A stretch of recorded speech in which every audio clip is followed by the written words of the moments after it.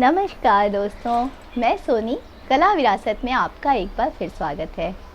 वैसे तो जैसा कि आप जानते हैं कि मैं मधुबनी पेंटिंग बनाती हूँ, पर हिंदुस्तान अपनी कला और संस्कृति के लिए विश्व भर में चिर परिचित है। और सच भी है, यहाँ के हर राज्य में अपनी कला संस्कृति है और अपनी एक पहचान है। तो आइए आज हम उड़ीसा के पट्टचित्र की बात करते हैं। यह उड़ीसा के साथ साथ पश्चिम बंगाल के कुछ हिस्सों में भी बनाई जाती है। उड़ीसा, यह नाम लेते ही हमें भगवान जगन्नाथ जी की याद आती है। तो यहाँ के ये पट्टचित्र भी भगवान जगन्नाथ जी को यानी कृष्ण विष्णु भगवान को ही समर्पित हैं। ये चित्र और इनका संबंध जगन्नाथपुरी से है।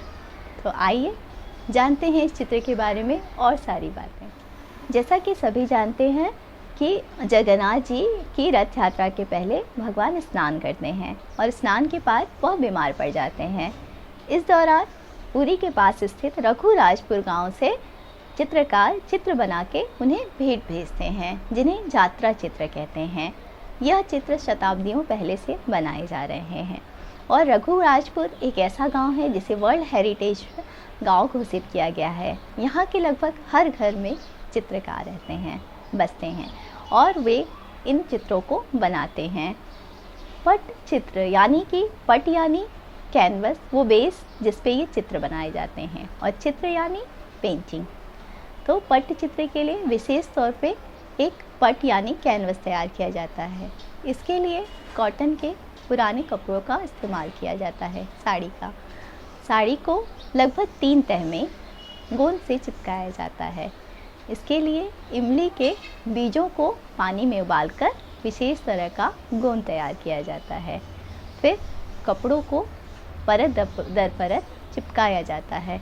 ये यूज़ किए हुए जो कॉटन के कपड़े होते हैं वो काफ़ी सॉफ्ट हो जाते हैं, इसीलिए इन्हीं कपड़ों का इस्तेमाल किया जाता है। फिर धूप में अच्छी तरह से सुखाकर और कपड़ों पे सफ़ेद पत्थर से बने रंग का लेप लगाया जाता है और फिर इन्हें अच्छे से तैयार करके और पत्थरों से घिसा जाता है। घिसने की वजह से ये सतह काफ़ी स्मूथ हो जाते हैं। चित्रों को बनाने के लिए रंग भी प्राकृतिक ही इस्तेमाल किए जाते हैं। उड़ीसा में कई तरह के पत्थर पाए जाते हैं, जिनसे बेसिक 5 तरह के रंग तैयार किए जाते हैं: पीला, नीला, लाल, काला और हरा। इन रंगों को ही दूसरे रंगों के साथ मिलाकर बहुत तरह के रंग फिर तैयार कर लिए जाते हैं। और काले रंगों के लिए, जैसा कि हम घर में काजल बनाते आए हैं पुराने समय से, इसी तरह से काला बनाकर और फिर इन रंगों में भी गोंद मिलाए जाते हैं। जैसे कि अगर हम 2 चम्मच 3 चम्मच रंग ले रहे हैं पाउडर, तो उसमें 2-3 बूंद इमली के गोंद का मिलाकर और फिर इनसे ये रंग के पेस्ट तैयार किए जाते हैं। अब इन्हीं रंगों से पट पे चित्र तैयार किए जाते हैं। इसके अलावा उड़ीसा में तार पत्थरों पर भी चित्र बनाए जाते हैं। यह यहाँ की बहुत खासियत है। इन चित्रों को बनाने में महीनों लग जाते हैं और तार पत्थरों पर चित्र बनाने के लिए पहले तार पत्र तोड़ के उन्हें भी सुखाया जाता है, फिर उन्हें आपस में जोड़ा जाता है और फिर इन पर लोहे की कलम से चित्र बनाए जाते हैं जो दिखाई नहीं देते। फिर उस पर हम कालिक लगाते हैं, तब जाके चित्र उभरते हैं और ये वर्षों तक सुरक्षित रहते हैं। जैसा कि आप सुन के ही लग रहा है कि यह काफ़ी मुश्किल भरा रहता है, इसीलिए इन चित्रों को बनाने में कई महीनों का समय लग जाता है। पर सब बदलते वक्त के साथ अब लोग केमिकल रंगों से और पेपर पे, कपड़ों पे भी ये चित्र बनाते हैं। तो आइए आज हम भी एक पेपर सरफेस पे पट्टचित्र बनाते हैं। मधुबनी से अलग पट्टचित्र में कान्हा को ऐसे ड्रॉ करते हैं।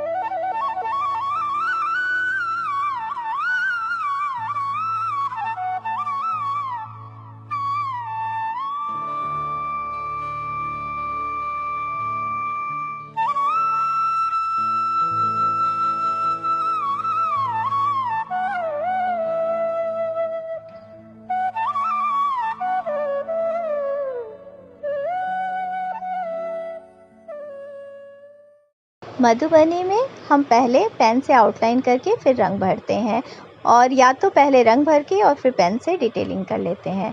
पर पट्टचित्र में कलर करने के बाद में भी डिटेलिंग का काफ़ी महत्व है। तो आइए पहले हम देखिए, पेंसिल से ड्राइंग करके पेन से आउटलाइन कर लिया है।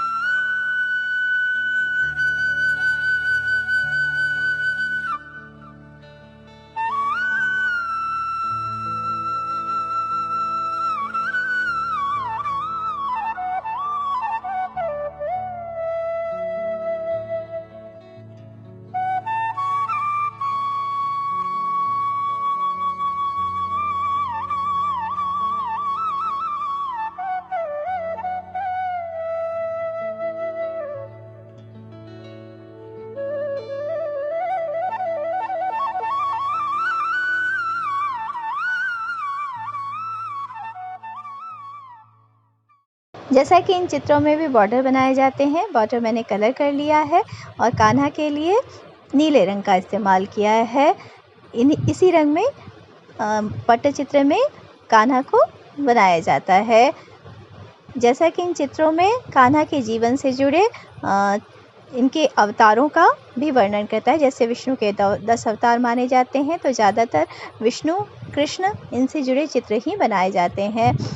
जब भगवान जगन्नाथ जी, सुभद्रा और बलराम के चित्र भी बनाए जाते हैं। इसके अलावा गणपति आदि के चित्र भी और उनके जन्म और आदि से जुड़ी कथाओं का वर्णन किया जाता है चित्रों के माध्यम से।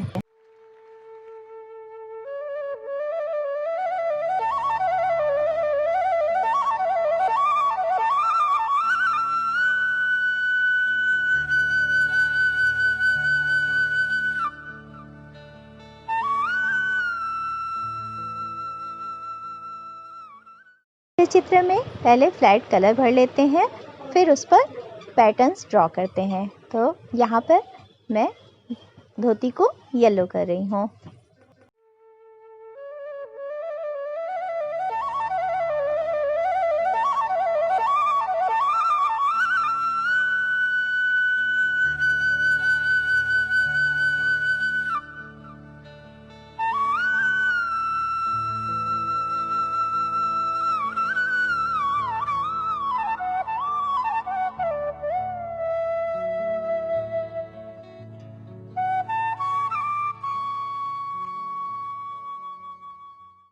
चुन्नी में मैंने ऑरेंज कलर यूज़ किया है और ऑर्नामेंट्स में मैंने गोल्डन को लाइट करके यूज़ किया है।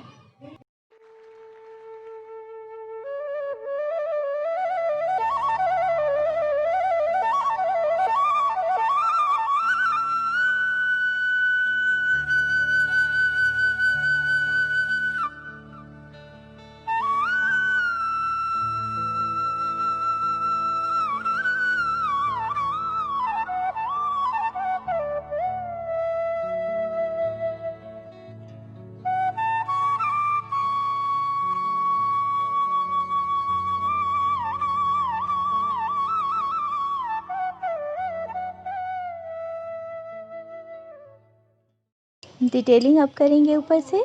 डिटेलिंग करने के लिए मैंने पिंक के ही डार्क शेड का इस्तेमाल किया है।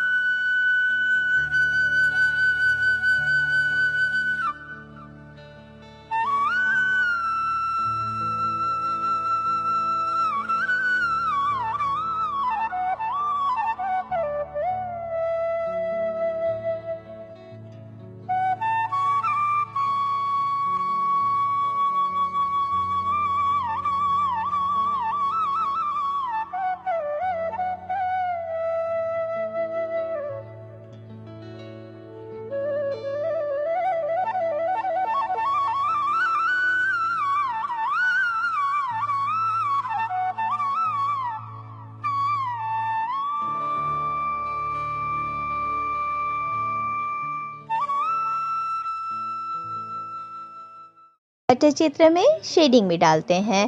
तो यहाँ पर मैं शेड डाल रही हूँ। आगे भी हम कई जगह शेड यूज़ करेंगे।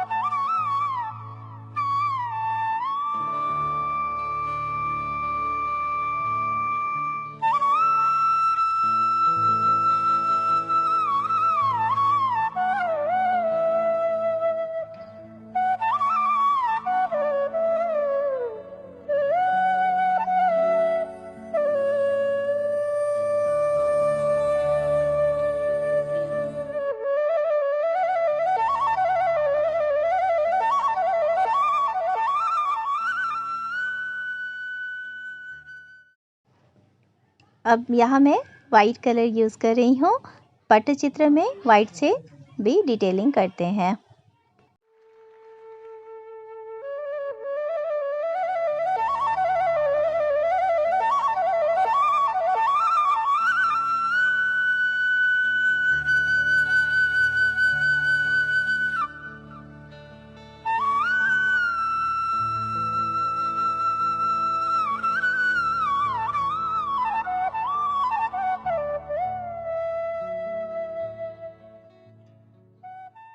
अब यहाँ धोती पर देखिए पैटर्न्स ड्रॉ करते हैं और ये मैं इसके लिए ऑरेंज कलर यूज़ कर रही हूँ।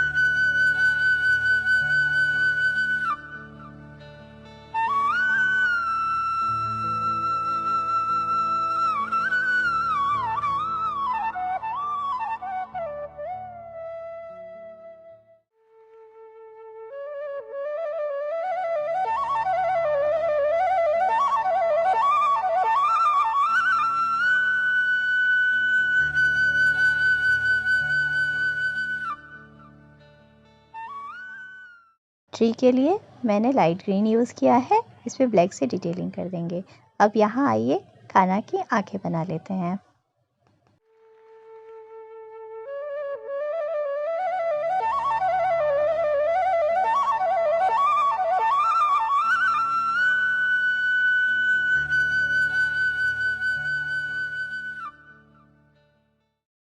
पेंटिंग के बैकग्राउंड में मैंने गोल्डन येलो यूज़ किया है।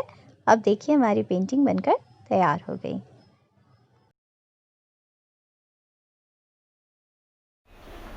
उम्मीद है आप सभी को यह पेंटिंग पसंद आई होगी।